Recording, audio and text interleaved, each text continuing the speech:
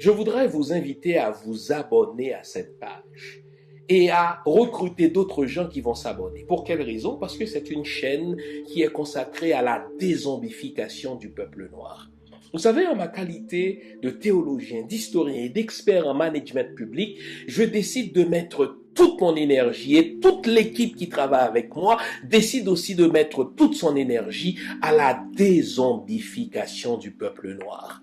L'émission s'appelle Lumière sur le monde. Eh bien, cette lumière, ce n'est pas moi. Cette lumière, c'est le travail que nous faisons ensemble. Lorsque tout à coup, on réalise qu'on nous a roulé dans la farine, on réalise qu'on nous a trompés pendant, n'est-ce pas, des siècles, et que tout à coup, nous prenons conscience de nos ressources, nous prenons conscience de notre identité, et ayant pris conscience de tout cela, nous prenons la décision de partager ce que nous sommes, ce que nous comprenons avec les autres. Donc, nous avons besoin d'avoir une masse critique d'hommes et de femmes noirs réveillés qui vont changer, n'est-ce pas, leur pays respectif pour la gloire de nos ancêtres. Nos ancêtres méritent cela. Ils se sont sacrifiés pour nous et c'est à nous aujourd'hui de prendre le relais. Comment on le fait? On le fait en se dézombifiant et en dézombifiant les autres. Je vous invite donc à liker ce qui se fait sur cette chaîne, à le sharer, à le partager avec les autres, à vous abonner et si vous l'avez fait déjà, à recruter d'autres qui vont s'abonner. On est ensemble, on garde le moral car tant que va le moral, tout va.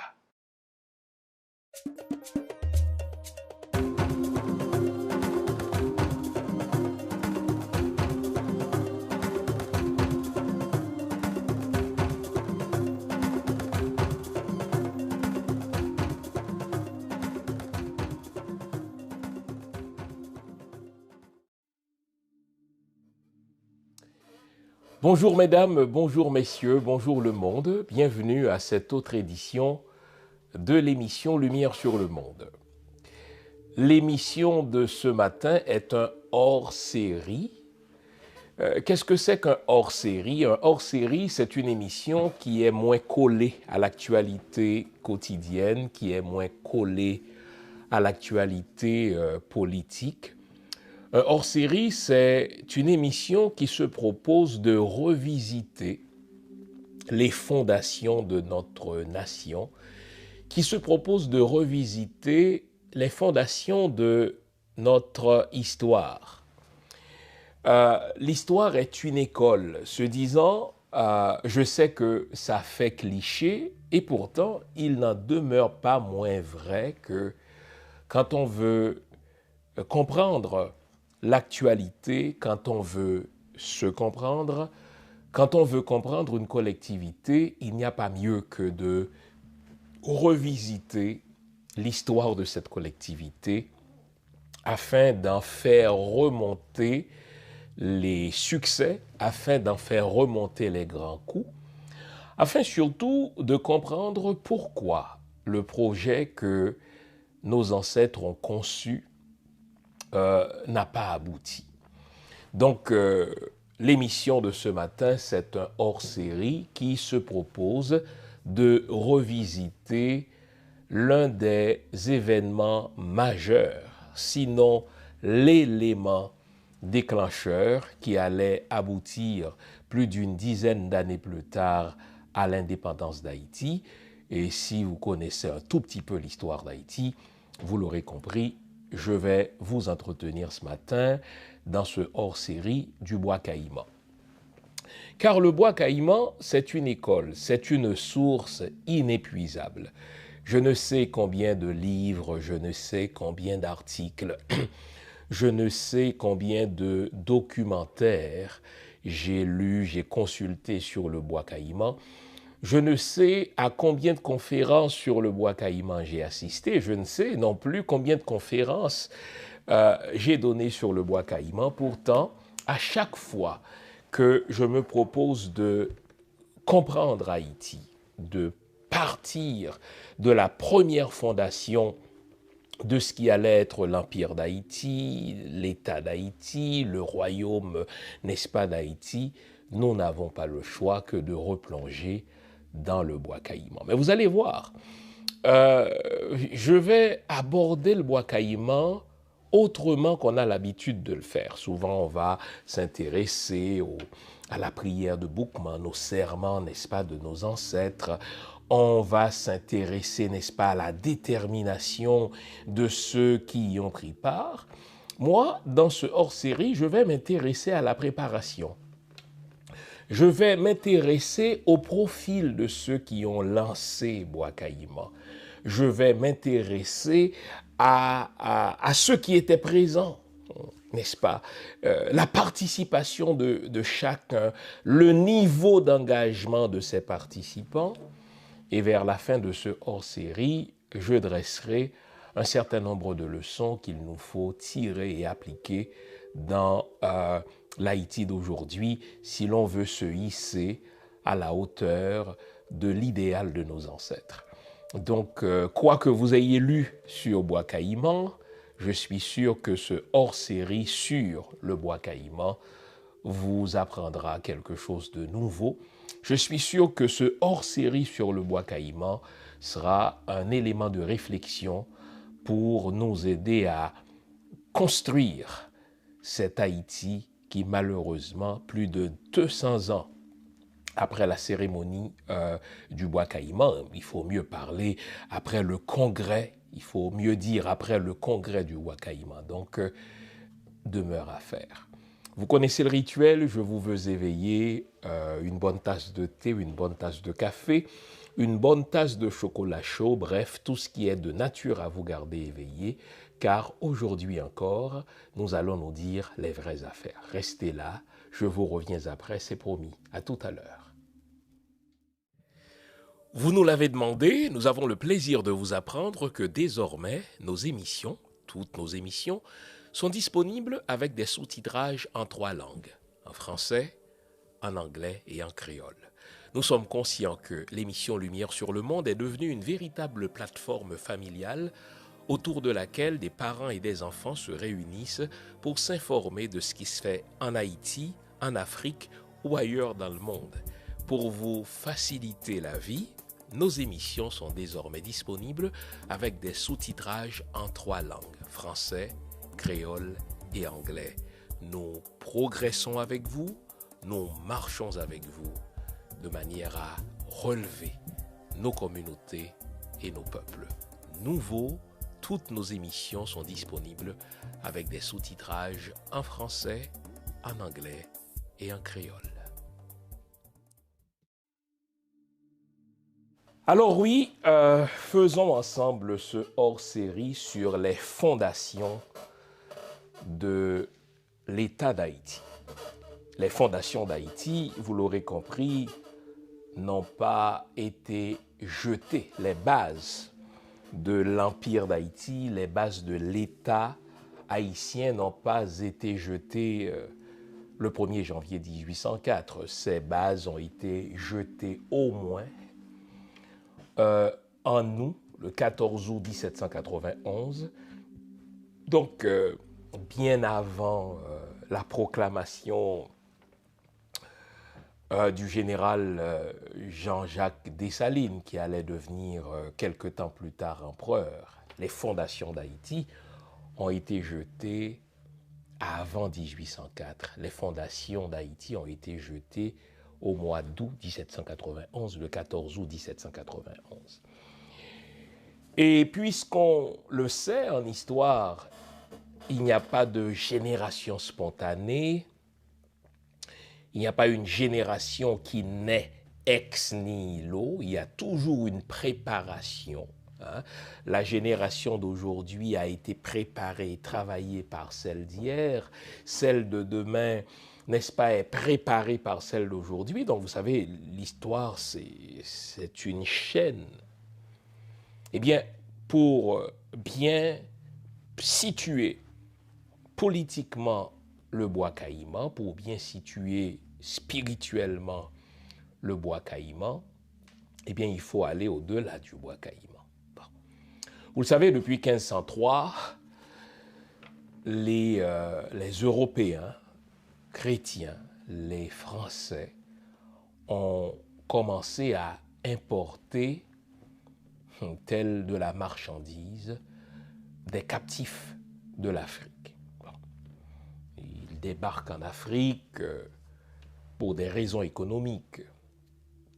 L'Europe est au bord de la faillite et les chefs d'État, les têtes couronnées, les gens d'affaires financent le commerce macabre de l'humain par des humains. Et donc des Européens débarquent sur le grand continent, le continent le plus vaste, le continent le plus riche. Et là, ils déclarent la guerre à des peuples qui ne leur ont fait aucun tort. Ils tentent des pièges à des individus qui ne leur ont rien fait. Ils les enchaînent et ils les conduisent, n'est-ce pas, sur un autre continent qu'on appelle l'Amérique. Vous savez qu'il y a une controverse, les chiffres sont discutables. Les plus extrêmes parlent de plus de 300 millions de Noirs qui ont été pris en captivité depuis l'Afrique pour être conduits en Amérique. D'autres parlent seulement de plusieurs dizaines de millions, mais toujours est-il que sur plusieurs siècles, n'est-ce pas, et sans parler de l'esclavage arabo-musulman que nos ancêtres ont subi, s'il faut seulement considérer, n'est-ce pas, l'esclavage transatlantique, eh bien c'est plusieurs millions, plusieurs dizaines de millions pour les plus conservateurs, plusieurs centaines de millions pour ceux qui se retrouvent à l'autre bout du spectre, qui ont été kidnappés sur leur continent pour être conduits partout en Amérique. Et là, on parle du Brésil, là, on parle de l'Argentine, là, on parle, n'est-ce pas, des États-Unis, et puisqu'il s'agit ici d'Haïti, qui sont déportés vers Saint-Domingue. Au moment où nous parlons, c'est-à-dire à la veille du congrès de Bois-Caïman, autour de 1790-1791, il n'y a pas moins de 500 000 nègres, 500 000 noirs, dont une partie est née à Saint-Domingue, les fameux créoles, mais dont la vaste majorité, quelque chose comme 60% de cette population d'esclaves, n'est-ce pas, 60% donc de cette population est arrivée de l'Afrique. Et là, il s'agit de entre 450 000 pour les plus conservateurs à 500 000 esclaves. La machine est bien huilée, la machine macabre, la machine terrible, la machine infernale de l'esclavage est bien huilée, puisque, comme je vous le dis, elle existe à Saint-Domingue depuis 1503. 1503, c'est le début du XVIe siècle. 1791, à l'approche du Bois-Caïman, donc c'est la fin du XVIIIe siècle, donc du XVIe siècle, donc du début du XVIe siècle, 1503. À la fin du XVIIIe siècle, ça fait déjà plus de 200 ans que la machine infernale de l'esclavage tourne déjà, et elle enrichit ni plus ni moins la France. Pour s'assurer que la machine continue de rouler, tout un arsenal va être mis au service de cette machine. Et quand je dis arsenal, je ne parle pas seulement d'armes militaires. Et souvent, les gens l'oublient. Les professionnels d'armes, les militaires, les gens armés, la police, l'armée, sont au service toujours d'idéologues. L'armée est toujours au service de l'argent. La politique est toujours au service de l'argent. Et donc, pour s'assurer que cette machine qui rapporte beaucoup d'argent à la France continue de rouler, eh bien, on a mis en place tout un arsenal. D'abord, un arsenal idéologique. Quand on dit arsenal idéologique, c'est d'abord un arsenal religieux. Je le rappelle, en ma qualité de théologien, la religion, enfin toute religion, mais la religion chrétienne en particulier, puisque là on parle de l'esclavage transatlantique, la religion chrétienne est d'abord une idéologie. Jésus, c'est un égrégore au service d'une idéologie esclavagiste. Nos amis noirs qui se déclarent à tort chrétiens, ne comprennent pas suffisamment, et c'est mon privilège de le leur dire, parce que j'étais là où ils sont aujourd'hui, ils ne comprennent pas encore que le christianisme, c'est une idéologie au service de la machine esclavagiste occidentale. Et lorsque je réfère ici à l'arsenal mis en place par l'Empire français, n'est-ce pas? Quand on dit empire, il y a un pouvoir central qui est à Paris, avec des satellites, n'est-ce pas, un peu partout à travers le monde. Eh bien, l'Empire français va fonctionner grâce à un arsenal, mais un arsenal d'abord idéologique. On l'a vu dès la moitié du XVe siècle, le pape a donné sa bénédiction à l'entreprise de l'esclavage. Sous quel prétexte? Mais parce que le continent africain n'est pas vraiment géré par des États. Donc, puisque le continent n'est pas géré par des États, nous qui sommes des États organisés, nous avons le droit d'entrer sur ce continent qui n'appartient techniquement à personne dans leur idéologie pernicieuse.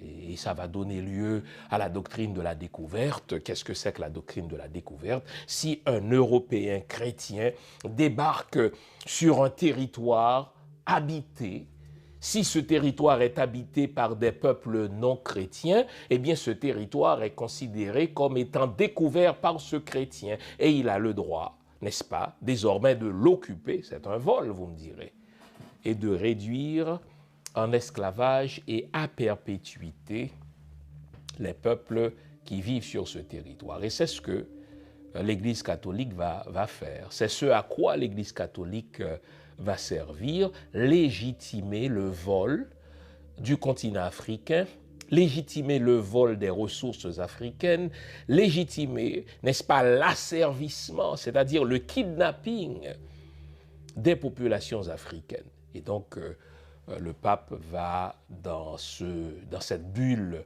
qu'on appelle Romanus Pontifex, le pape va donner sa bénédiction, il va légitimer. Et cette bulle, c'est vraiment un acte de légitimation de l'esclavage.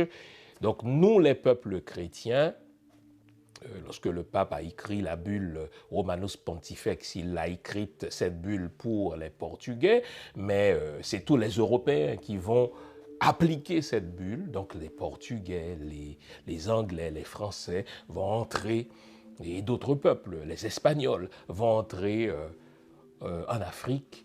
Ils vont piller au nom de la légitimité idéologique religieuse.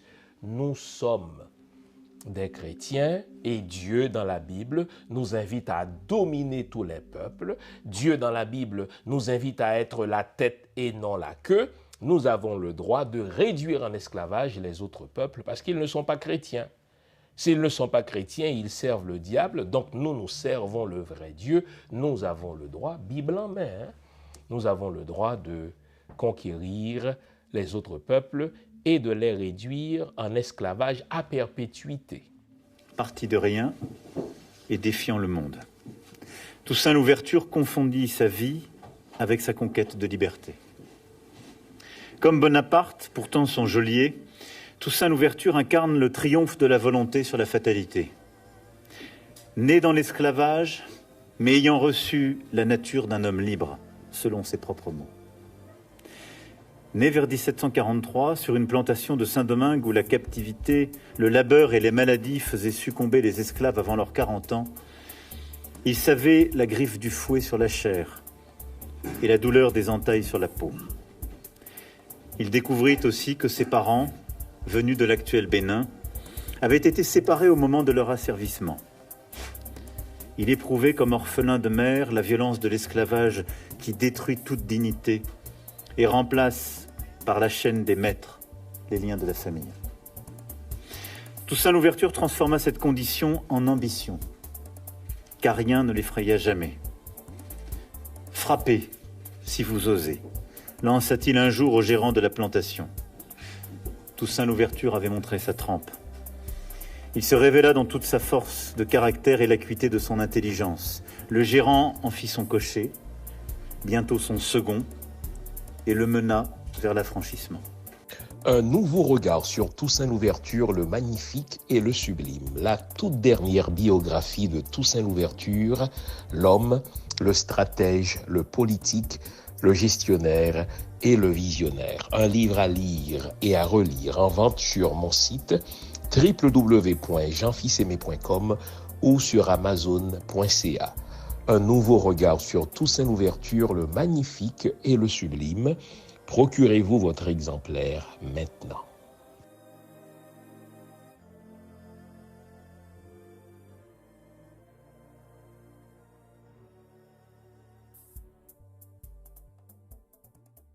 Quelques-uns, hélas, dans l'intention de défendre le christianisme, disent « Ah mais vous savez, ça c'est une perversion du christianisme. » Faux.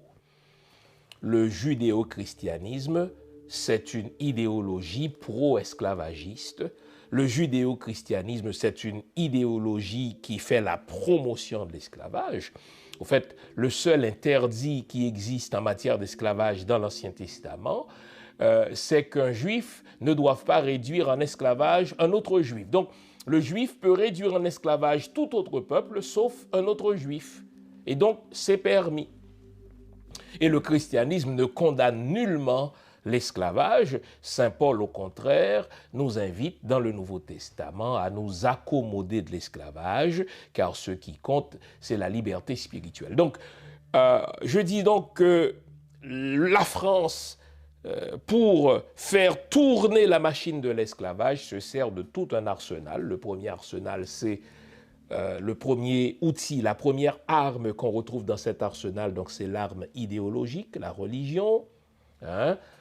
L'Église, qui est faiseuse d'ordre mondial, donne sa bénédiction à l'esclavage.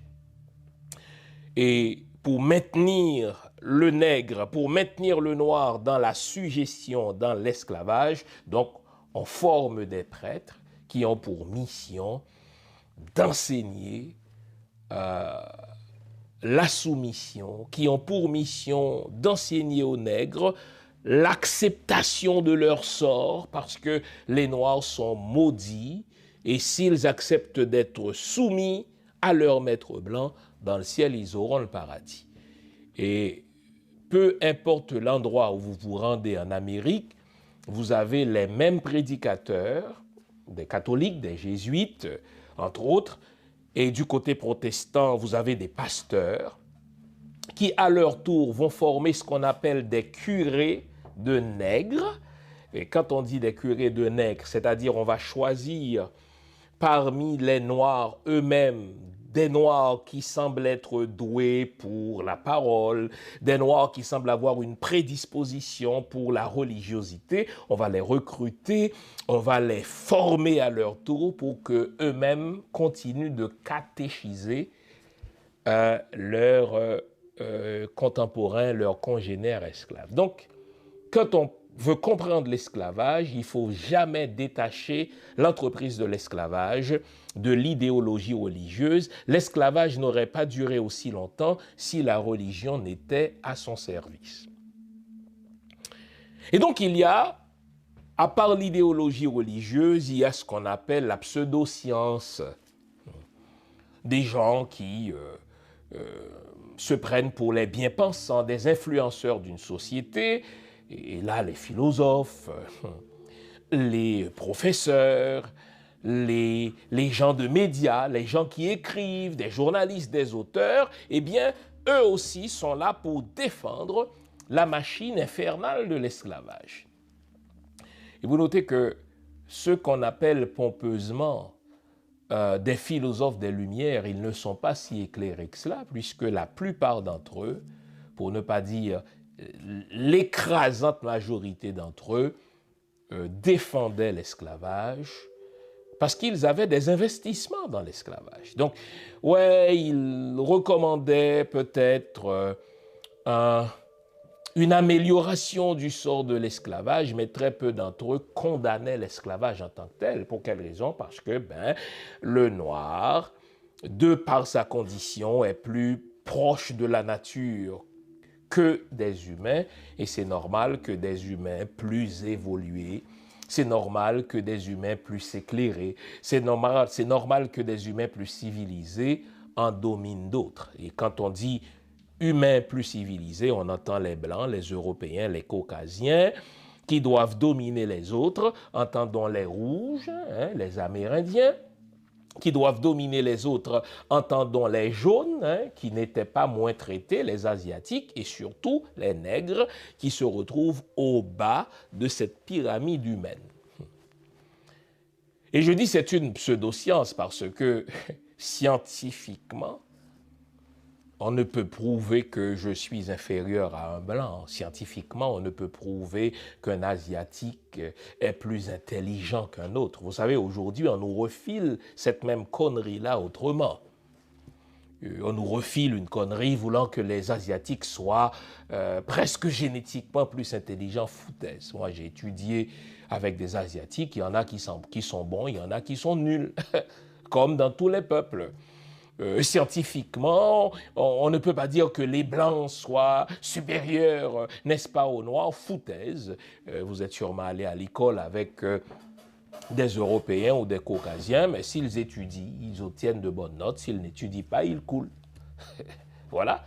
Et les Noirs ne sont pas inférieurs, pas plus qu'ils ne sont supérieurs. Les Noirs sont des humains.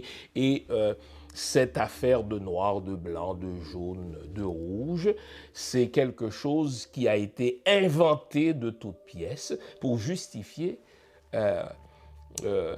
l'esclavage. Le racisme est créé après l'esclavage. Le racisme est venu en soutien à l'esclavage.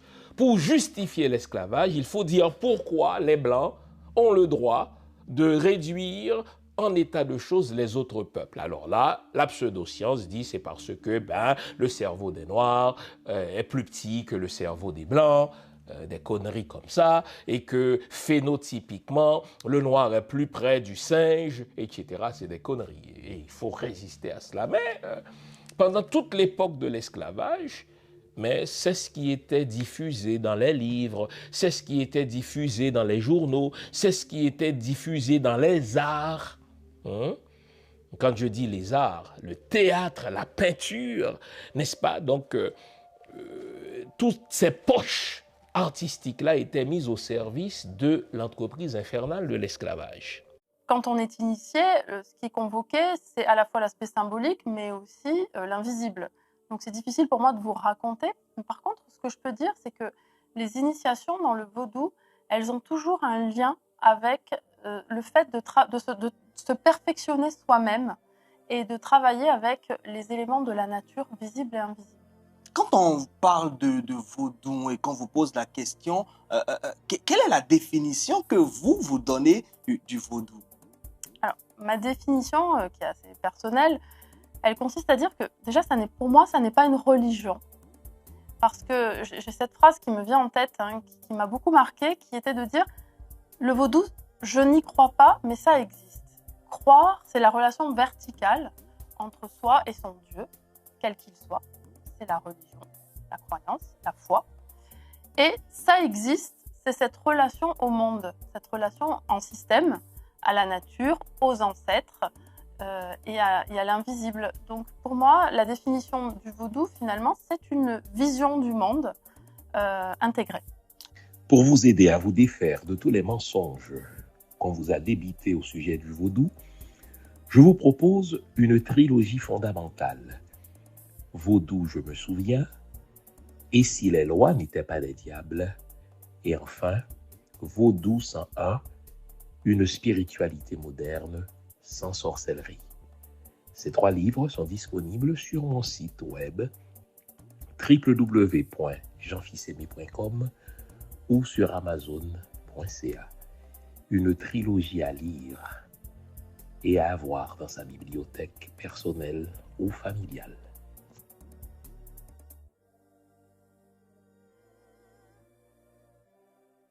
Donc, je vous ai parlé de l'idéologie religieuse qui est dans l'arsenal de l'esclavagiste français. Je vous parle de l'idéologie pseudo-scientifique qui est dans l'arsenal, mais il y a aussi les armes. Les Européens se sont toujours entretués. Ils ont consacré toute leur histoire à se battre entre eux parce qu'ils ont un tout petit territoire. Géographiquement parlant, l'Europe n'est même pas un continent.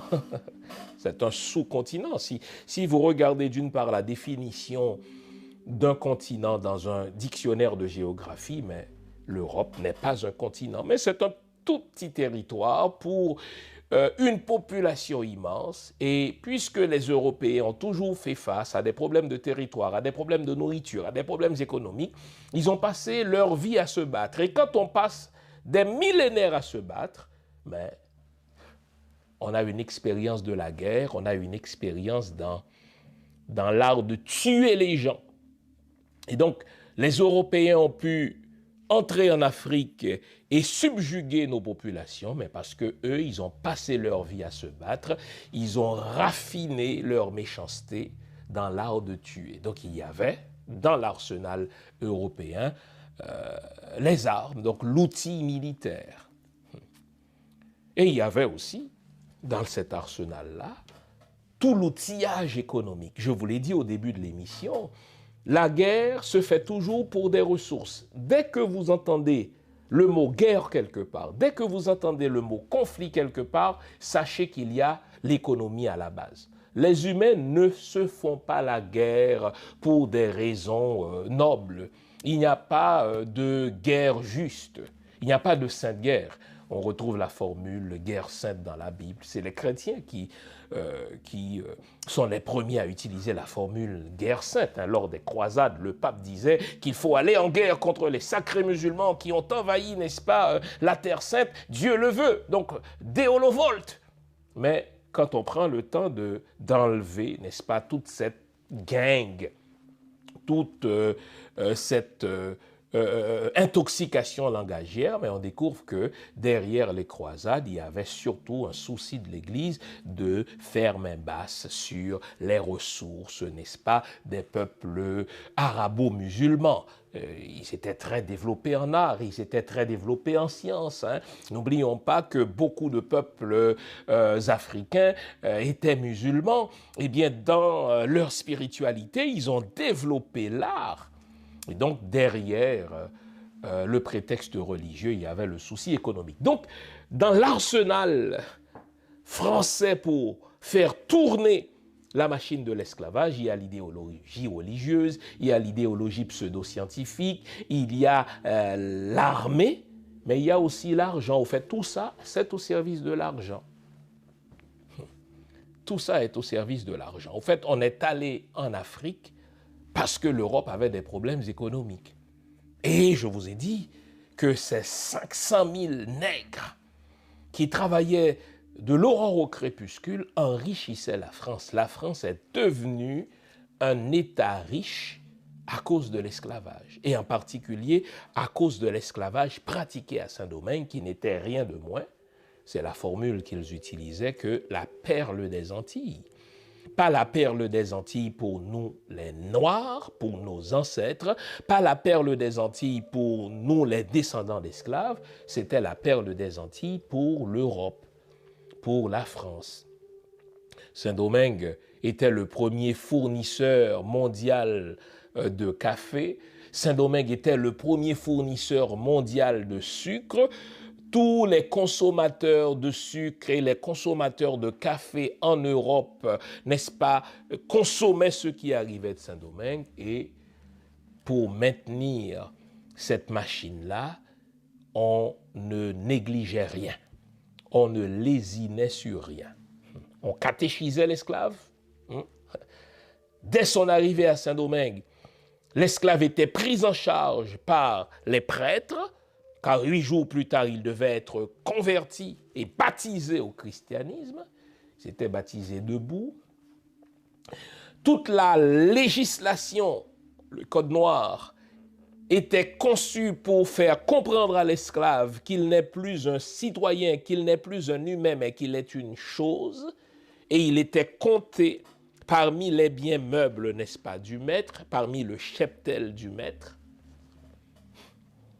Et on l'humiliait par des punitions physiques, on l'humiliait par toutes sortes de manœuvres psychologiques. Et donc, à l'approche de 1791, la machine de l'esclavage huile et tourne, n'est-ce pas? Enfin, elle est huilée, cette machine-là, elle tourne à plein régime depuis plus de 200 ans. Depuis plus de 200 ans. Mais attention, c'est pas parce que cette machine est bien huilée, qu'elle tourne à plein régime depuis plus de 200 ans, qu'il faut accepter ou ni laisser entendre ce mensonge qui est circulé, qui circule, qui est véhiculé donc par les maîtres esclavagistes, à savoir que l'esclavage acceptait son sort. Faux. Depuis sa captivité en Afrique jusqu'à sa déportation en Amérique, l'esclave se battait. D'abord, il n'acceptait pas son statut d'esclave. Beaucoup d'entre eux étaient des citoyens libres, des gens élevés en dignité dans leur pays. Ils se battaient, et ce n'est que par la force qu'on l'a pris et qu'on l'a jeté sur le négrier. Et généralement, ils se jetaient à l'eau. Les femmes se faisaient avorter si elles étaient enceintes. Elles se jetaient aussi à l'eau. Et dans le bateau qui les conduisait de l'Afrique jusqu'en Amérique, il y avait plein de révoltes. Les esclaves se battaient contre les Blancs. Et si vous voulez avoir une idée, il y a un film très historique qui est tourné sur l'une des révoltes réussies d'esclaves sur le bateau. C'est le film Amistad, entre autres.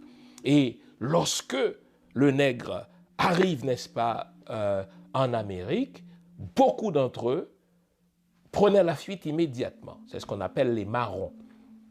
Et le marronnage a existé partout où il y a eu esclavage. Dès que le nègre arrive, eh bien, il prend la fuite.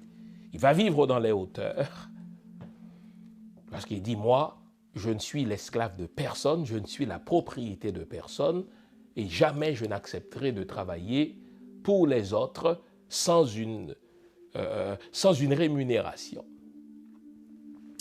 La majorité donc de ceux qui sont arrivés en Amérique ou qui sont nés en Amérique en tant que nègres sont dans cette entreprise de l'esclavage. Mais au sein même de cette machine, il y avait des révoltés.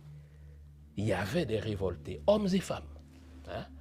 Et vraiment, il faut éviter le sexisme ici, il faut éviter de croire que quand il y a révolte d'esclaves, que ce soit à Saint-Domingue ou ailleurs, à la Jamaïque ou bien à la Martinique, partout, n'est-ce pas, qu'il y a eu révolte d'esclaves, ou même aux États-Unis, c'était une affaire d'hommes.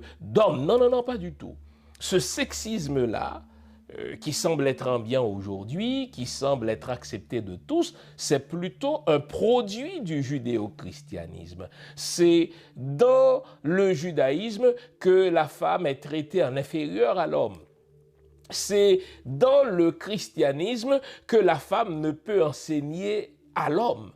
Dans la culture africaine, dans les civilisations africaines, pensons à l'Égypte, pensons au Mali, pour ne citer que ces cas-là, eh bien, les femmes sont des souveraines autant que des hommes, et il n'y a pas ce complexe d'infériorité qui est enseigné à la femme, n'est-ce pas, comparé à l'homme, ou ce complexe de supériorité qui est enseigné à l'homme par rapport à la femme. Non. Donc, dans les tentatives de révolte, dans les tentatives de soulèvement qu'on retrouve à Saint-Domingue, eh bien, ces soulèvements-là sont menés autant par des femmes que par des hommes. Dans notre histoire, on entendra parler de Tante Toya. Dans notre histoire, on entendra parler, n'est-ce pas, de Cécile Fatiman, dont je vais parler tout à l'heure lorsqu'on va s'approcher du bois Caïman. On entendra parler de Sanit Belair, pour ne citer que ces femmes-là. Et il y a eu donc plusieurs tentatives de révolte. Et l'une d'entre elles, l'une de ces tentatives de révolte, est celle qui est menée par Macandal. Macandal, c'est probablement un vétérinaire aujourd'hui, quelqu'un qui connaît les feuilles, mais c'est surtout un Wungan, ça veut dire un connaisseur des traditions spirituelles africaines. Et c'est un homme qui fut élevé en dignité malgré le fait qu'il fut esclave, car il est devenu cocher. Retenez bien ce titre-là, car toutes les révoltes à Saint-Domingue vont être conduites, les révoltes qui réussissent, j'entends, vont être conduites généralement par des cochers. Qu'est-ce que c'est qu'un cocher? Eh bien, pour répondre à cette question, nous devons revoir la manière dont l'esclavagiste a divisé les esclaves dès qu'ils arrivent, n'est-ce pas, à Saint-Domingue. Nouveau, bonne nouvelle, toutes les émissions Lumière sur le Monde se trouvent désormais en mode podcast. Cela veut dire que vous pouvez continuer à vaquer à vos occupations tandis que vous nous écoutez, où que vous soyez, dans votre voiture.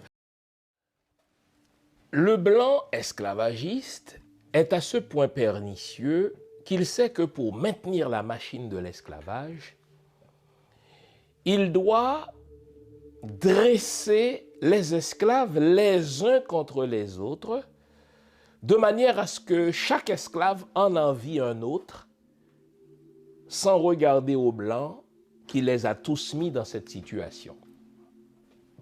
Quand on dit esclaves, la majorité d'entre eux sont des nègres de jardin. Ça veut dire des gens qui travaillent dans les champs, dans les plantations de coton, dans les plantations de café, dans les plantations de canne à sucre. Ceux-là, ils portent tout le poids de l'économie de la métropole sur leurs épaules. Ils travaillent de l'aurore au crépuscule, 9 fois sur 10 en haillons. Même ce qu'ils portent en tant que tissu est prévu par le code noir, car l'esclave ne peut pas porter n'importe quel tissu. Vous savez, un vêtement, c'est un marqueur social. Et puisque la société esclavagiste repose sur la discrimination et sur l'ostracisme, sur l'exclusion, eh bien cela doit se voir même dans le type de vêtements qu'on porte.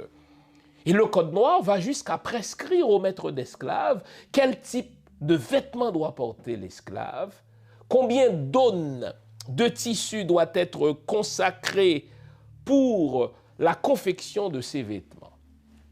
Donc l'esclave travaillait dans le jardin 9 fois sur 10 pieds nus, d'où l'expression en créole gros orteils, c'est-à-dire quand quelqu'un n'est pas raffiné, quand quelqu'un n'est pas, n'est-ce pas, quand quelqu'un n'a pas la finesse de la civilisation, on va dire à lui c'est un gros orteil, ça remonte à cela, parce que nos ancêtres qui travaillaient dans les jardins 9 fois sur 10 travaillaient pieds nus, parce que, mais écoutez, ce qu'on leur fournissait comme chaussures rapidement étaient usées, ben, ils travaillaient pieds nus, ils travaillaient torse nu, ils travaillaient, n'est-ce pas, avec leur chapeau.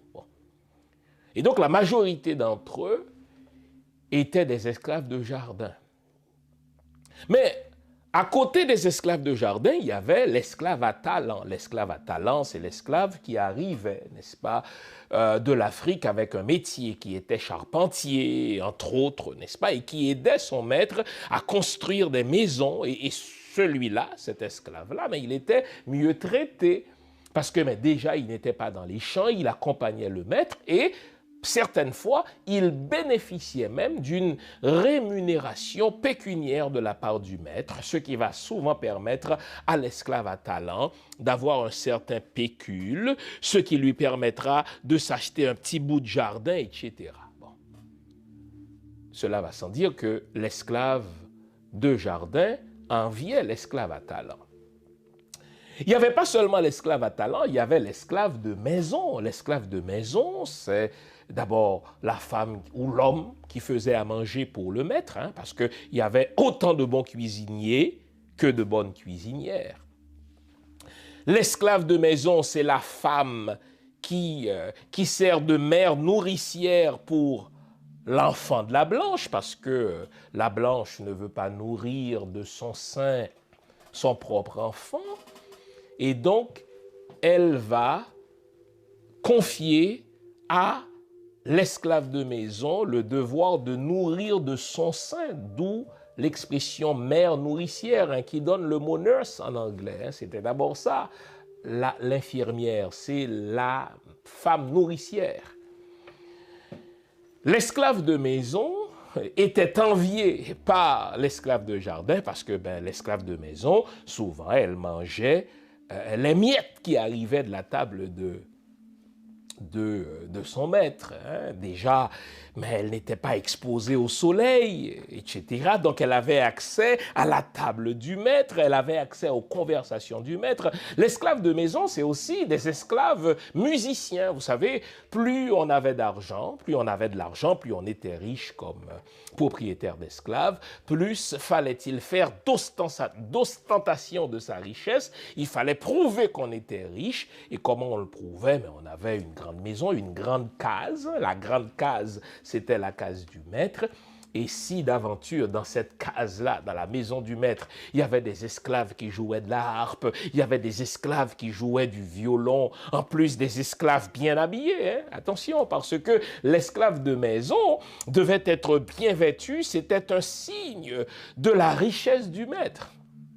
Donc, comprenez, l'esclave de jardin enviait non seulement l'esclave à talent, mais il enviait surtout le nègre de maison. Le nègre de maison était souvent perçu comme un traître. Hein? Et aujourd'hui encore, quand un noir traite un autre de nègre de maison, ça veut dire que c'est un nègre qui, parce qu'il a accès au maître, trahit les siens. Et donc on va dire, celui-là c'est un nègre de maison, c'est-à-dire c'est un vendu. Lui, il oublie qu'il est esclave, parce qu'il est esclave quand même. Il oublie qu'il est noir, parce que ce qui l'intéresse, ce qui le flatte, c'est d'être proche du maître. Et c'est souvent parmi ces esclaves de maison que le maître d'esclaves va faire un petit nègre. Hein, parce que là, vous avez une belle femme noire qui te fait à manger, une belle femme noire qui est à ton service, une belle femme noire qui a accès à toi, et bien voilà, 9 fois sur 10, eh bien le maître de l'esclave va la violer. Car les mulâtres, les métis, les affranchis ne sont pas le produit de l'amour entre l'esclavagiste blanc, le maître d'esclaves blanc et la négresse noire. Et souvent, on nous présente la chose de manière romancée, on nous présente la chose de manière édulcorée. Pas du tout, hein? Pas du tout. C'était des viols, car pensez-vous qu'il puisse y avoir consentement entre le maître et la femme, la négresse? Pas du tout. Donc, il veut ton corps, d'ailleurs, tu es sa chose, mais tu lui donnes ton corps et tu n'as pas le choix. Tu n'as pas le choix. Et là encore, ces pratiques de viol donnent naissance à une formule qui est devenue l'insulte la plus choquante pour un Haïtien, le colon guette ta mère. Si un Haïtien est véritablement fâché contre toi, tu dois t'attendre à ce qu'il te dise que le colon guette ta mère. Quand il est fâché, c'est ça. Mais c'est de là que vient cette formule, le colon guette ta mère. Parce que le colon, n'est-ce pas, épiait les fesses de la négresse. Il épiait, n'est-ce pas, les seins de la négresse. Il épiait les belles lèvres de la négresse. Et quand son instinct sexuel, animal, est poussé à son paroxysme, il la baise, cette négresse. Et de cette relation basée sur le viol naîtront les mulâtres. Et dès que le blanc regarde une négresse, eh bien, on dit, ah, il est en train d'épier, il est en train de quêter ta mère. Et on sait ce qui s'ensuit. Quand l'haïtien te dit que le colon guette ta mère, c'est pas compliqué, il te lance ça au visage, tu lui pètes la gueule parce que on est traumatisé par ce viol-là que nos mères, que nos aïeuls ont subi de la part du colon. Et donc vous notez que l'esclave de plantation envie l'esclave à talent, l'esclave à talent envie le nègre de maison. Et il y a une autre catégorie d'esclaves, c'est le cocher. Le cocher, c'est celui qui conduit le maître, c'est son conducteur, c'est l'équivalent de son chauffeur de taxi. Vous savez, il fallait prouver qu'on est riche en ne conduisant pas soi-même sa charrette. Il fallait prouver qu'on est riche en confiant, si vous voulez, ses commissions à un esclave qui, lui, connaît toute la colonie, à un esclave qui, lui, passe de plantation à plantation. Le cocher est même une coche plus haut que le nègre de maison. Parce que le cocher, lui, il a toute la confiance du maître. Le cocher, parfois même, a une procuration pour représenter son maître lors des négociations d'affaires. Imaginons que le maître, là, doit aller négocier l'achat de tel terrain, de telle plantation, n'est-ce pas, dans une autre province. S'il ne peut pas se déplacer, il va donner une procuration à son esclave cocher, qui, lui, a le droit de se promener d'une plantation à une autre, ce qui n'était pas permis par le Code noir. Pour se promener d'une plantation à une autre, il fallait avoir un sauf-conduit, il fallait avoir un passeport. Et donc, le cocher, lui, c'était un privilégié au niveau de son accessibilité au maître, un privilégié au niveau de la confiance que le maître a placée en lui, un privilégié en ce qu'il avait la procuration pour représenter le maître, un privilégié en ce que 9 fois sur 10, il savait lire et écrire, parce qu'il pouvait signer au nom du maître, un privilégié en ce qu'il était muni d'un passeport pour se promener d'une plantation à une autre. Donc vous notez comment l'esclavagiste divisait les esclaves et les dressait les uns contre les autres pour s'assurer qu'ils ne s'entendraient jamais pour faire une révolution. Et ça, c'est au niveau de la répartition du travail de l'esclave. Mais l'esclavagiste euro-chrétien continuait à diviser les esclaves en fonction d'ethnie. Il dressait les ethnies les unes contre les autres. Il disait par exemple des Aladas qu'ils étaient des mangeurs de chiens, ce qui est une insulte pour quelqu'un qui arrive du Dahomey. Et les autres esclaves, par exemple, qui voulaient insulter les Aladas, vont les traiter effectivement de mangeurs de chiens. Les Aladas vont traiter les Congos de grossiers, ça veut dire d'imbéciles, etc. Et vous notez que non seulement il y avait ces divisions ethniques, il y avait aussi les divisions du langage. Dans le nord, dans une certaine partie du Cap, on retrouvait beaucoup d'Aladas qui parlaient donc les Wéfons. Dans d'autres plantations, on va trouver d'autres esclaves qui vont arriver d'autres ethnies et qui ne parlaient pas le même dialecte que les autres. Donc, on s'assurait ainsi que les esclaves jamais ne s'entendraient. Et pire, si on prenait en captivité une même famille, et c'est le cas des parents de Toussaint Louverture. Le père de Toussaint Louverture, Hippolyte, était pris en captivité avec sa femme et des enfants. Dès que ces gens-là sont pris en captivité, n'allez pas croire qu'on va les garder sur les mêmes plantations. On va vendre le père à un maître, on va vendre, n'est-ce pas, la femme à un autre maître, et même les enfants vont être séparés. C'est ainsi, par exemple, que le père de Toussaint Louverture a été amené captif au même moment que sa première femme. Mais sa femme a été vendue dans le sud, à l'autre bout du pays. Ils avaient déjà, ces deux-là, le père de Toussaint Louverture, Hippolyte et sa femme de mémoire Afiba, d'autres enfants. Chaque enfant va être vendu dans une partie du territoire et Hippolyte va être encouragé à épouser une autre femme, de laquelle naîtront Toussaint Louverture et ses frères. Et Toussaint va devenir, comme on le saura plus tard, n'est-ce pas, le premier personnage de la colonie. Et puis là, il va se lancer dans des recherches minutieuses pour retrouver ses premières demi-sœurs, qu'il finira par retrouver à l'autre bout, n'est-ce pas, de la colonie dans le sud. Et cette demi-sœur va épouser un Chancy. C'est ainsi donc que les Chancy, je connais beaucoup de Chancy, dont mon bon ami Junio Chancy du Cap, eh bien, c'est ainsi que les Chancy sont de véritables descendants de Toussaint Louverture, bon, pour citer cet exemple-là. Et revenons donc à la famille de Toussaint Louverture. Hippolyte Louverture est prise en captivité en même temps que sa première femme, mais chacun va être vendu à un bout du pays. Généralement, la femme va rester plus fidèle que l'homme, n'est-ce pas, à l'idée du mariage. La première femme de Toussaint Louverture ne va jamais, n'est-ce pas, prendre un autre homme.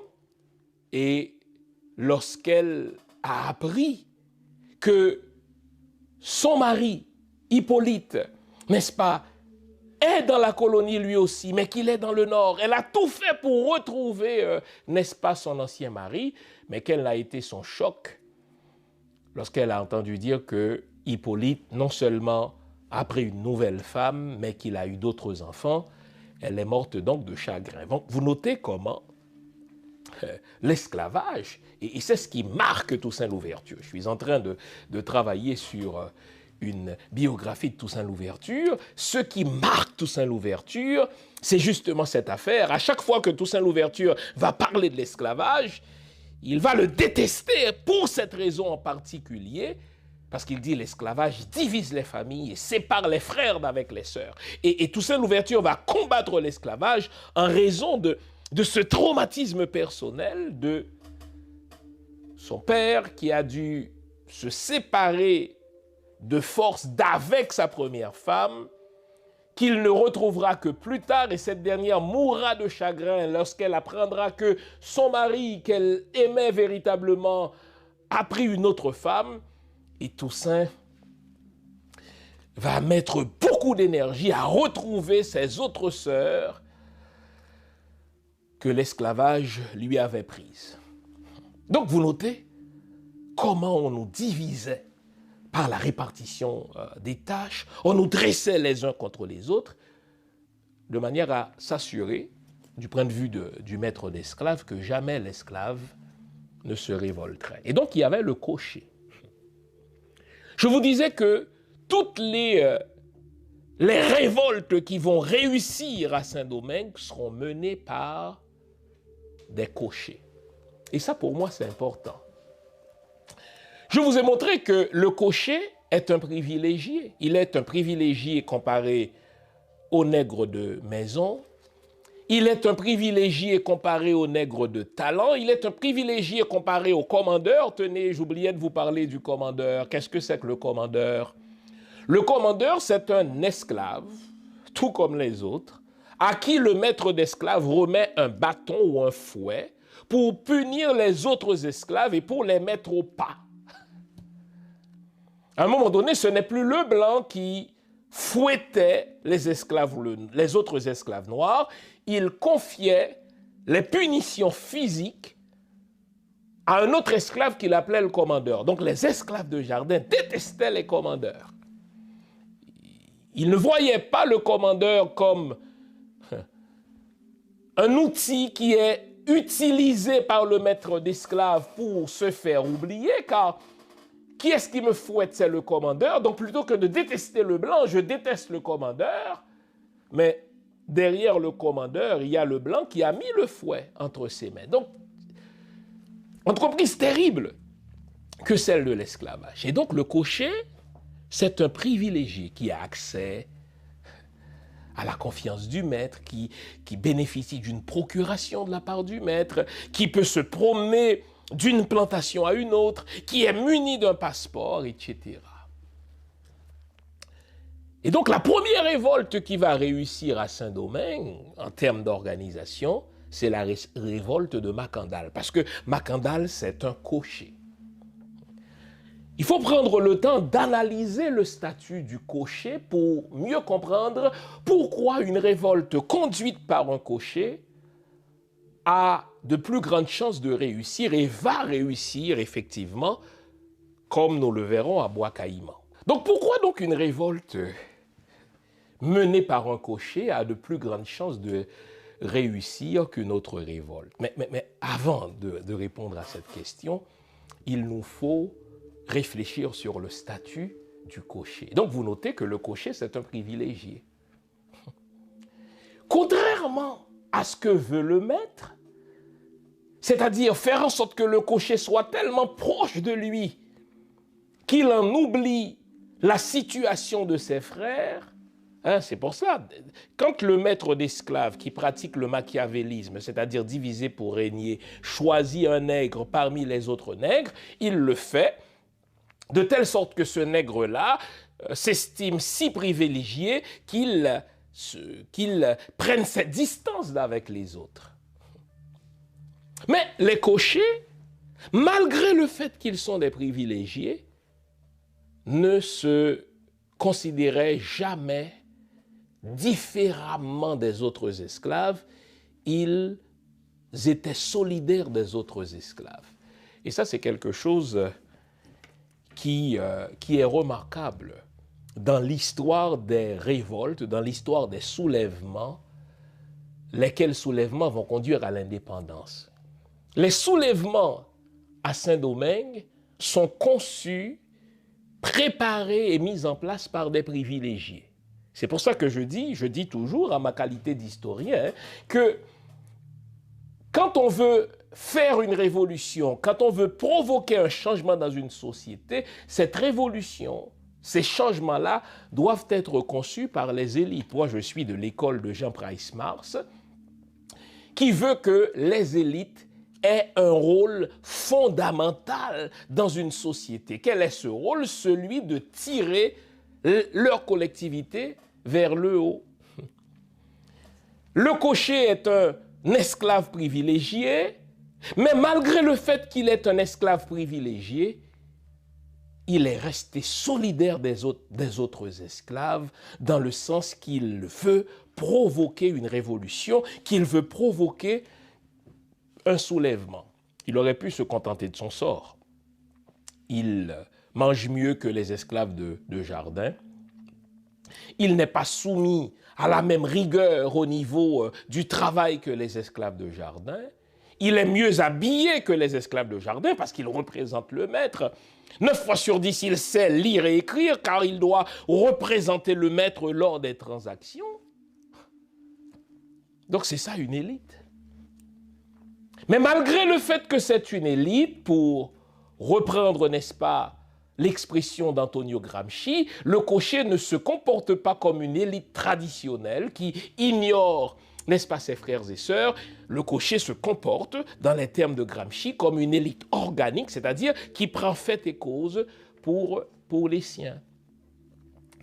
Et si aujourd'hui la révolution haïtienne tant souhaitée, le renversement du système tant souhaité par tous les Haïtiens n'aboutit pas encore, c'est parce que nous avons des élites traditionnelles qui se contentent de jouir de privilèges, qui se contentent, n'est-ce pas, de maintenir leur position, mais qui ne sont pas des élites organiques, dans le sens que ce ne sont pas des élites qui prennent fait et cause pour les masses et qui s'engagent à côté d'elles. Il n'y a pas de changement dans une société si les élites de cette société ne se décident à prendre fait et cause pour la majorité. Et c'est vrai pour la Révolution américaine, c'est vrai pour ce qui s'est produit au Québec dans les années 60, c'est vrai pour Saint-Domingue, n'est-ce pas? Saint-Domingue de la fin du XVIIIe siècle qui va, n'est-ce pas, connaître une révolution, c'est parce que les élites, au niveau des esclaves, les élites parmi les Noirs ont pris fait et cause pour les masses.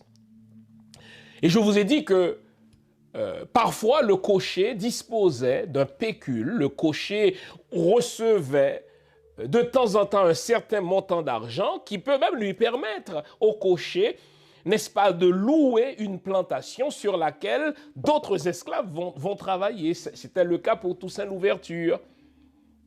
Les cochers parmi les Noirs représentaient une élite économique. Il y avait dans le Grand Nord d'Haïti environ 1 millier de Noirs qui étaient soit locataires de plantations ou parfois même soit propriétaires de petits lopins de terre qui leur étaient consentis par leur maître parce que bon, avec le temps, leurs maîtres ont réalisé que ces esclaves-là sont suffisamment intelligents, ils sont assez fiables, je peux leur confier, n'est-ce pas, la gestion d'un certain lopin de terre. Toussaint Louverture, tandis qu'il était esclave à Breda et que Bayonne de Liberta était, si vous voulez, le gestionnaire. Bayonne de Liberta n'était pas le propriétaire de la plantation où se trouvait Toussaint Louverture à Breda, il en était le gestionnaire, mais avec le temps, la confiance s'est installée de manière telle entre Bayonne de Liberta et Toussaint Louverture que ce dernier a eu un pécule grâce auquel il va acheter, il va plutôt louer une plantation sur laquelle vont travailler d'autres esclaves, dont des salines. Et souvent, là, il y a une déformation quand on dit que Toussaint Louverture avait des esclaves. Non, Toussaint Louverture était un homme d'affaires qui louait une plantation sur laquelle, car il fallait faire travailler, n'est-ce pas? Il fallait rendre prospère cette plantation-là qu'il avait louée. Eh bien, pour la rendre prospère, il fallait bien qu'il y ait des gens qui y travaillent, et des gens qui travaillaient sur ces plantations, c'était des esclaves noirs. C'est comme ça que les choses se faisaient. Et c'est pas impossible que Dessalines ait travaillé sur l'une de ces plantations louées par Toussaint Louverture. Mais fermons cette parenthèse-là. Et donc, concentrons-nous sur la question que je viens de vous poser, à savoir pourquoi les révoltes lancées par les cochers réussissaient. Première raison, c'est parce que les cochers connaissaient bien la colonie. Pour lancer une révolte et faire réussir cette révolte, il faut avoir une connaissance topographique. D'ailleurs, même dans l'art de la guerre, on ne peut gagner une guerre sans une connaissance des lieux. Et souvent, une armée puissante va perdre la guerre, va perdre une bataille parce que cette armée-là ne connaît pas les lieux. Eh bien, le cocher, précisément parce qu'il a l'habitude de sillonner la colonie avec son maître, il finit par avoir une connaissance parfaite de la colonie. C'est le cas de Toussaint Louverture. Toussaint Louverture connaissait littéralement par cœur toute la colonie, d'ouest en est, du nord au sud. Il connaissait la colonie pour avoir été cocher. Donc, un cocher connaît les lieux, il connaît les plantations. Et puisqu'il connaît les lieux parce qu'il a le droit, muni d'un passeport, de se promener d'une plantation à une autre, eh bien, il a l'occasion d'établir un réseau. Ça, c'est important, les amis. On ne fait pas de révolution, on ne fait pas de révolte si on n'a pas un réseau pan-national. Les cochers, parce qu'ils passaient d'une plantation à une autre, parce qu'ils passaient d'une province à une autre, parce qu'ils passaient d'une région à une autre, n'est-ce pas? Et 9 fois sur 10, eh bien, ils devaient dormir dans une autre région aussi. Ils finissent par avoir un grand réseau de connaissances. Pour que la révolution haïtienne ait réussi, eh bien, les diverses régions devaient être reliées par des têtes de pont. Et les têtes de pont, c'était nul autre que des cochers, parce que, comprenons bien, le code noir de Colbert faisait interdiction à un esclave d'aller sur la plantation d'un autre esclave. S'il le faisait, cet acte-là était punissable de sévices corporels. On pouvait t'arracher une oreille, on pouvait t'arracher un bras, on t'arrachait une jambe. C'est ainsi, par exemple, qu'il y avait une femme du nom de Zabeth, quand je vous ai dit que les révoltes à Saint-Domingue n'étaient pas menées seulement par des hommes, il y avait une femme du nom d'Élisabeth, n'est-ce pas, qu'on appelait affectueusement Zabeth. Elle s'est sauvée une première fois, on lui a arraché une oreille. Une deuxième fois, on lui a arraché un bras. Une autre fois, on lui a arraché une jambe, etc. Donc, et pour éviter de subir ces sévices-là, seul un cocher pouvait se promener d'une plantation à une autre. Parce que le cocher, il avait le passeport de son maître, donc il connaissait les gens. Et avec le temps, le cocher tissait sa toile d'araignée grâce à sa connaissance des lieux, grâce à son réseau relationnel. Il mettait en place un réseau de communication, un réseau de renseignement. Ça me fait rire.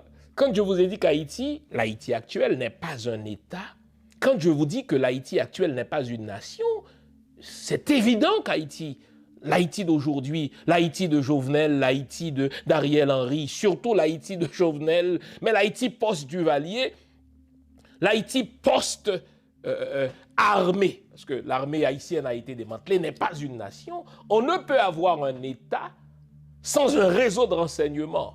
Le mec a été assassiné, Jovenel Moïse, je déplore son assassinat, mais en raison aussi de son imbécilité, il est chef d'État, mais il ne dispose pas d'un réseau de renseignement à travers le pays. Or, les cochers ont pu mener des révoltes réussies parce que grâce à leur connaissance des lieux, grâce à leur réseau relationnel, ils pouvaient tisser un réseau d'informateurs. Quand Toussaint Louverture est devenu commandant en chef des armées et plus tard gouverneur, n'est-ce pas, de Saint-Domingue, cet homme-là était au courant de tout. Parce qu'en tant qu'ancien cocher, il avait cultivé le réflexe de réseau de renseignement basé par des agents dormants, des informateurs qui lui disaient tout. Et c'est ça la force d'un cocher. Sur telle plantation, il avait tel autre cocher qui lui disait ce que faisait le maître. Quand est-ce que le maître allait en voyage en France? Quand est-ce que le maître allait en voyage aux États-Unis? Quand est-ce que le maître allait en voyage à Cuba, etc. Grâce à sa proximité, n'est-ce pas, du maître, il savait aussi ce qui se faisait en France, parce que les propriétaires d'esclaves discutaient de ce qui se passait à Paris, et donc le cocher était au courant. Et il va utiliser son réseau de renseignement, son réseau d'information pour combattre le système de l'esclavage. Et mieux, puisque le cocher, c'était le chauffeur du maître, eh bien, quand le maître voyageait, mais il voyageait souvent avec des fusils, des armes, n'est-ce pas, pour se protéger, etc. Les propriétaires d'esclaves, souvent avaient, n'est-ce pas, des armes. Et qui transportait ces armes-là? Et qui connaissait donc les cachettes de ces armes-là? C'est encore les cochers. Donc, il n'y avait pas meilleur esclave pour préparer une révolution, pour préparer un soulèvement que le cocher. Il connaissait les lieux, il avait un grand réseau relationnel, il disposait d'un système de renseignement, il avait la confiance du maître et il pouvait préparer minutieusement la révolte. Donc le premier cocher qui va lancer une révolte, c'est Macandal. Ironiquement, Macandal travaillait à peu près dans la même région qu'un Toussaint Louverture. Lui, puisqu'il était cocher, il utilisait, comme connaisseur des plantes médicinales, il utilisait des poisons pour en venir à bout du système esclavagiste. c'est ce qu'on appelle bout à blanc. Quand un esclave te disait bout à blanc, ça veut dire empoisonnons les blancs. Macandal disait il faut en venir à bout des blancs. Et puisque les blancs ont des fusils, ils ont des poudres à canon que nous ne maîtrisons pas, nous ce que nous maîtrisons c'est la connaissance des plantes. Nous allons utiliser les plantes pour empoisonner les sources d'eau, pour empoisonner les aqueducs, pour empoisonner, n'est-ce pas, les blancs dans leur propre maison, car rien à faire.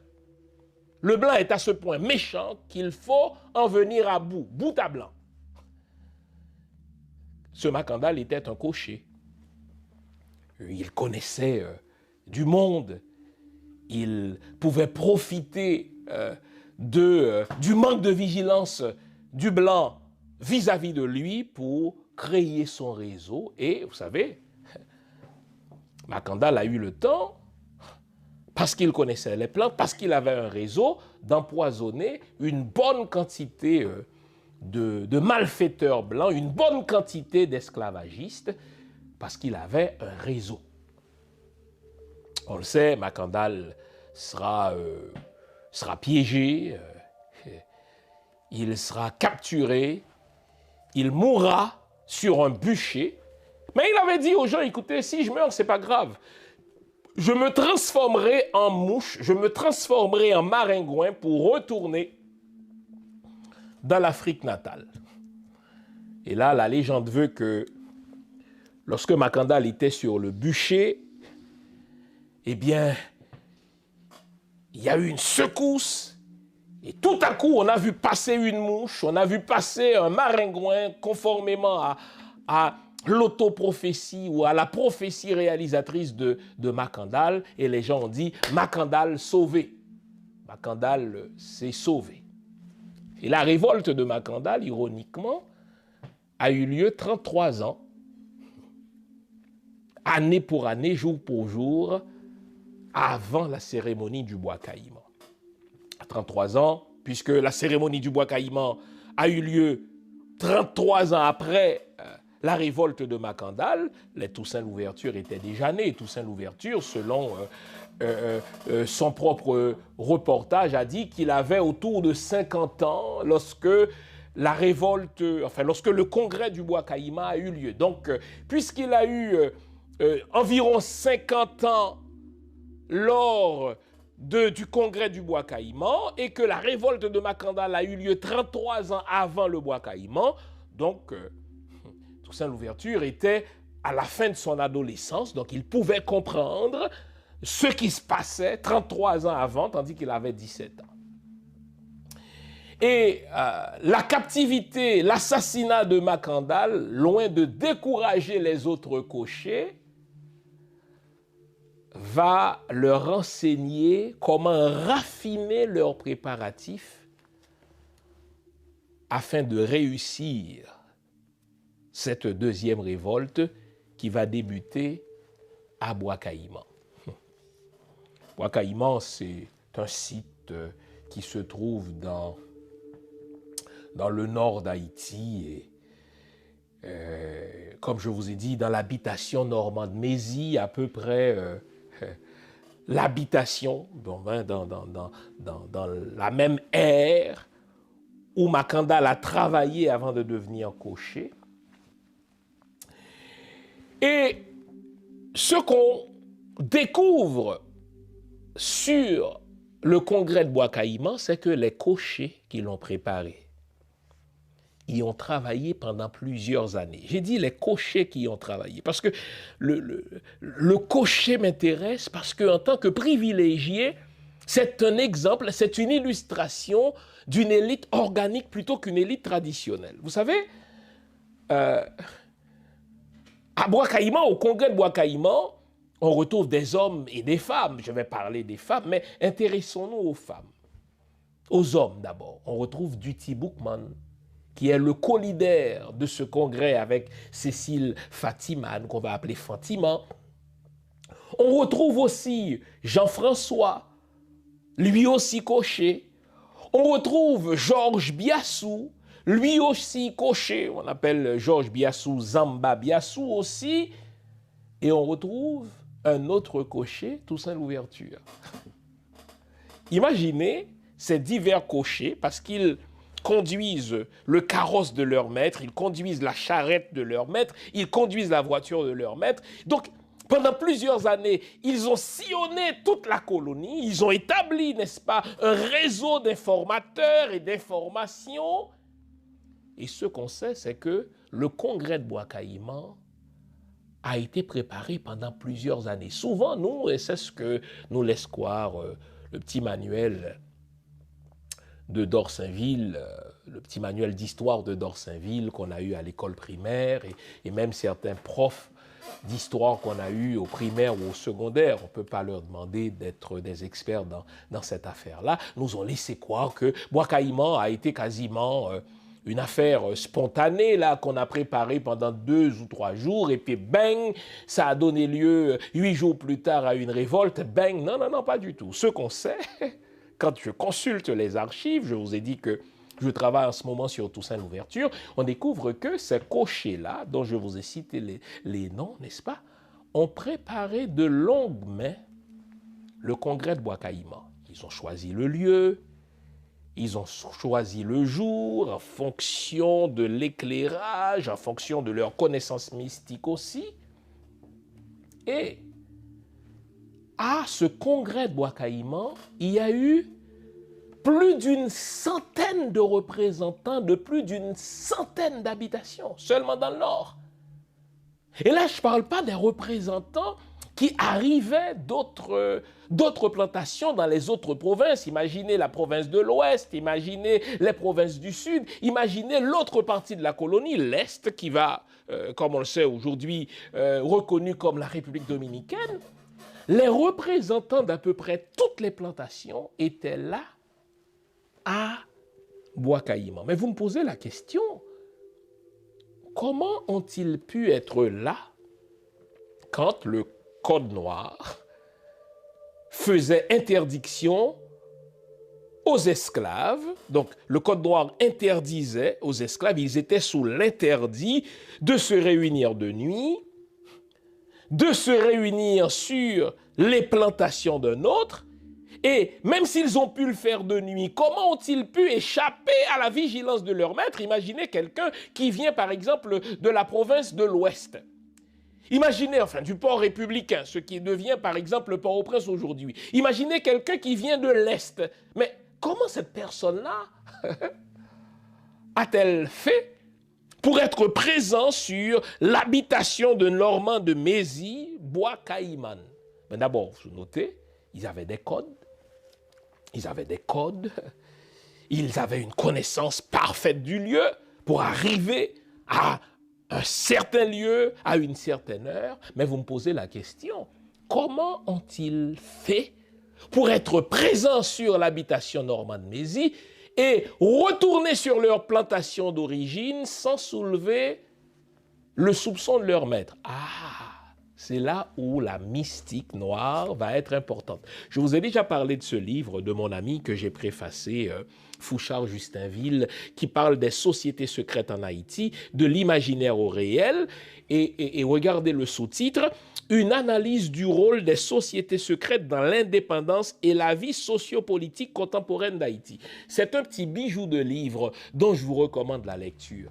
Eh bien, grâce à Fouchard Justinville, j'apprends à nouveau que beaucoup de cochers avaient une connaissance mystique qu'ils importaient de l'Afrique, connaissance mystique, et là je vais vous regarder dans les yeux pour vous le dire, parce que c'est parce que l'école vous apprend que vous devez, personne ne peut voyager à une vitesse plus rapide que la vitesse de la lumière, c'est ce que Einstein nous apprend, c'est de la foutaise tout cela. L'école nous apprend que si je dois, par exemple, j'enregistre dans un studio à Montréal, si je dois me rendre, n'est-ce pas, aux États-Unis, je dois le faire soit par air en avion, soit par mer en bateau, soit, n'est-ce pas, par terre en voiture. Et je ne serais pas assez fou pour m'imaginer que je peux me rendre, n'est-ce pas, à New York à pied. Je serais mort avant. Eh bien, vous savez quoi? La science africaine, j'appelle ça une science africaine, nous apprend que nous pouvons aussi voyager hors du corps. C'est ce qu'on appelle la téléportation. On peut voyager en esprit. Oui, je vous regarde dans les yeux. Moi, le docteur, moi, le PhD, là, d'accord? Moi, le gradué de McGill. Vous savez, toutes ces choses-là ont leurs limites. Hein? Vous savez, McGill a plein de choses qu'elle n'enseigne pas parce que McGill ne sait pas tout. Un jury de formé de PhD est formé, n'est-ce pas, de connaissances occidentales très limitées. Mais nous, les afro-descendants, nous savons qu'il existe une autre sorte de science. La science mystique, et je dis bien c'est une science. J'aime à dire que la mystique, c'est une science que la science n'a pas encore découverte. Et ce que la mystique afro, la mystique africaine, la mystique nègre, qu'on appelle génériquement la mystique vaudou, ce que cette mystique nous apprend, et je vous ai dit c'est une science, c'est qu'on peut voyager hors du corps. Le voyage dans l'esprit. Et donc, beaucoup de cochers qui ont représenté d'autres plantations à ce congrès à Bois-Caïman le 14 août, ils l'ont fait hors du corps. Ils ont voyagé en esprit, ils ont pu participer à cette rencontre physiquement, et là, ils se sont téléportés dans leur plantation d'origine pour ne pas susciter la méfiance du maître. Ah ouais, mais voilà, fils aimé parle de téléportation, je n'y crois pas. Je ne vous demande pas de croire. Moi, je vous ai dit que je sais que la téléportation existe pour avoir vu mon père la pratiquer. Je sais que la téléportation existe pour en parler à d'autres gens qui pratiquent cette science-là. Donc, non seulement ils ont pu se réunir à temps au cours de la nuit à ce congrès à Bois-Caïman. Ce congrès s'est préparé pendant plusieurs années. Et à ce congrès ont été représentées à peu près toutes les grandes plantations de la colonie. Et ils ont décidé à ce congrès qu'ils en finiraient avec l'esclavage. Moi, c'est cette prise de conscience-là qui me fascine. Malgré tout l'appareillage du maître esclavagiste, l'appareillage idéologique, religieux, l'appareillage idéologique pseudo-scientifique, l'appareillage militaire, la gendarmerie, la maréchaussée, les policiers, les chiens renifleurs qui pourchassaient les esclaves, qui se révoltaient contre l'esclavage, les leaders des Noirs se sont réunis à ce congrès politico-spirituel de Bois-Caïman pour dire nous allons en finir avec l'esclavage. Quoi qu'il nous en coûte, nous ne retournerons plus sur les plantations comme esclaves. Et c'est intéressant. Ce congrès a eu lieu le 14 août 1791 et jamais les esclaves ne retourneront sur les plantations comme esclaves. Ils vont retourner sur les plantations à titre de travailleurs. Vous savez, ils vont signer à certains moments des contrats de travail avec leur maître. Il y avait, n'est-ce pas, ce contrat de travail, divers contrats de travail qui ont été conçus par Sontonax, par Hérouville, n'est-ce pas, plus tard, Hédouville, pardon, comme agent du directoire, mais jamais depuis 1791, les esclaves vont accepter de retourner sur les plantations comme esclaves parce qu'ils ont dit non. À ce congrès de Bois-Caïman, se sont représentées toutes les ethnies africaines qui étaient à Saint-Domingue. Quel exploit! Je vous ai parlé au début de ce hors-série du fait que le blanc nous divisait en ethnies, en dialectes, etc. Eh bien, les cochers ont trouvé une façon de communiquer entre eux, mais parce qu'en tant que cocher, ils devaient communiquer avec le maître, donc ils parlaient le créole, ils baragouinaient 9 fois sur 10 le français, et ils vont utiliser le créole comme langue passerelle pour communiquer entre eux et pour décider de ce qui allait être la révolte générale des esclaves. Aïe, aïe, aïe, le temps est court hein, quand on fait un hors-série. Mais il y a un certain nombre de leçons à tirer de Bois Caïman. D'abord, une révolution, ça se prépare. Une révolution ne se fait pas en l'espace de quelques semaines. Une révolution, ça se prépare. Une révolution doit être conçue par des élites conscientes, des élites consciencieuses, des élites organiques, des élites qui prennent fait et cause pour la masse. Bois Caïman, le congrès politique et spirituel de Bois Caïman. Politique parce que ils allaient changer le système politique. Spirituel parce que nos ancêtres se sont réunis en se servant de leurs connaissances mystiques. Les fameuses sociétés secrètes étaient mises à contribution lors du congrès pour les renseignements, pour les voyages hors du corps, pour neutraliser l'ennemi, pour les tuer aussi. C'est aussi le rôle des sociétés secrètes, d'où ma recommandation du livre de Fouchard-Justinville. Et 7 jours plus tard, nos ancêtres ont dit « basta l'esclavage, on ne retournera plus sur les plantations comme esclaves ». Et qu'est-ce que ça montre? Ça montre que les Blancs ne sont pas invincibles. Et ça, c'est une leçon importante pour nous. Donc, ce que le congrès politico-spirituel du Bois Caïman prouve, c'est que les Blancs ne sont pas invincibles. Aujourd'hui, nous sommes pris sous les griffes des Américains, sous les griffes des Français, sous les griffes du Canada, sous les griffes du corps groupe. Et quand on ne s'inspire pas de l'histoire, on est tenté de croire que les Blancs sont invincibles, les Américains sont invincibles, les Français sont invincibles. Foutaise. Le congrès politico-spirituel de Bois Caïman montre que les Blancs, même s'ils sont mieux armés que nous, ont déjà été vaincus. Ils ne sont pas invincibles, on peut les battre. Ça prend de la préparation, ça prend des renseignements, ça prend la détermination. Pour qu'une révolution réussisse, elle doit être conçue, oui, par les élites, mais la révolution doit être faite en accord avec la masse, qui doit être conscientisée, qui doit être sensibilisée. Toussaint Louverture a dit qu'on peut vaincre une armée, mais qu'on ne pourra jamais vaincre un peuple en armes. Une autre leçon à tirer du congrès de Bois Caïman, c'est que et les hommes et les femmes doivent être mis à contribution. Tous doivent être inclus dans ce combat. Je vous ai dit qu'à Bois Caïman étaient représentées les diverses ethnies africaines présentes sur la colonie. Ces ethnies dépêchaient leurs représentants.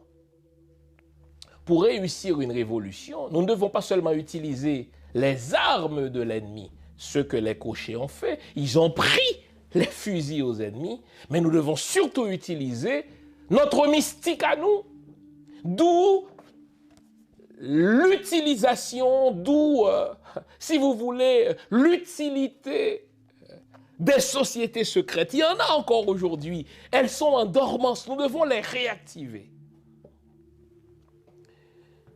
Et pour préparer une révolution, nous devons faire une offre fédératrice à la population. Quelle était l'offre de nos ancêtres à Bois Caïman? Jamais plus d'esclavage.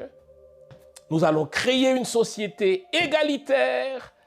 Nous allons créer une société libre où tous et toutes vont pouvoir vivre sur la base de leurs mérites sans tenir compte de l'accident épidermique. Et ça va être ça le motto, la motivation de Toussaint Louverture dans son projet de société. Nous allons créer une société libre, égalitaire et méritocratique. Toussaint Louverture n'est pas un mangeur de blanc. Toussaint Louverture n'est pas un raciste au sens où on parle aujourd'hui de racisme à rebours, puisqu'il a subi du racisme. Il déteste les blancs. Non, Toussaint Louverture avait autant de blancs dans son entourage qu'il pouvait faire appel aux Noirs. Ce n'était pas ça qui motivait Toussaint Louverture. Ce n'était pas ça qui motivait nos ancêtres non plus. Ils voulaient une société libre, hein, une société égalitaire, une société méritocratique, c'est-à-dire basée sur le mérite. Et ils étaient à ce point organisés, ils étaient à ce point déterminés, ils étaient à ce point solidaires que ce qui a débuté le 14 août 1791, qui va éclater le 21 août 1791 en une révolution, une révolte généralisée, on fout le feu dans toutes les plantations, car il fallait faire mal à l'esclavagiste dans ce qui compte pour lui. Qu'est-ce qui compte pour l'esclavagiste, n'est-ce pas? Eh bien, c'est sa plantation. On y met le feu. Et donc, ce qui allait démarrer le 14 août, qui va aboutir le 1er janvier 1804, l'était en raison de tous ces éléments-là.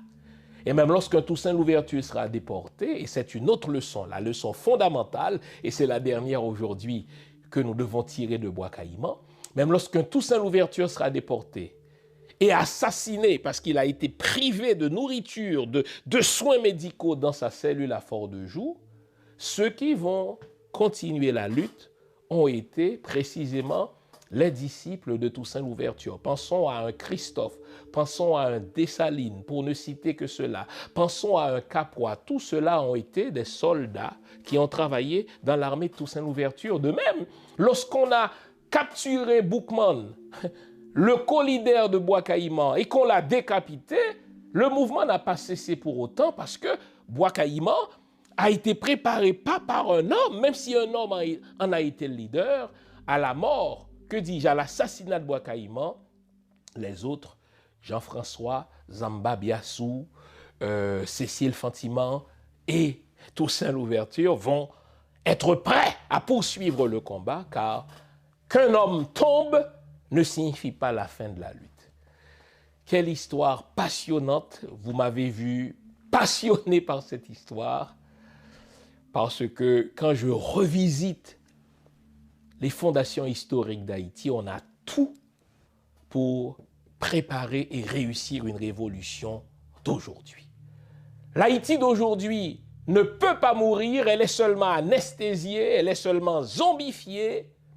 Elle est zombifiée parce que les élites d'Haïti ne sont pas des élites organiques qui prennent fait et cause pour les masses. D'où le travail que je fais, le travail de conscientisation, pour qu'il y ait une préparation, pour qu'il y ait une véritable combite dans le langage haïtien et qu'on détruise le système qui nous garde sous l'emprise de la communauté internationale et qu'on recrée dans d'autres conditions une révolution pour créer un pays libre, un pays prospère, un pays où tous les enfants d'Haïti, tous les hommes et femmes de bonne volonté pourront vivre fièrement et dignement. Merci de votre attention. On garde le moral car tant que va le moral, tout va. On se retrouve une prochaine fois pour un autre hors-série. Likez, partagez l'émission, abonnez-vous si ce n'est encore fait. Au revoir.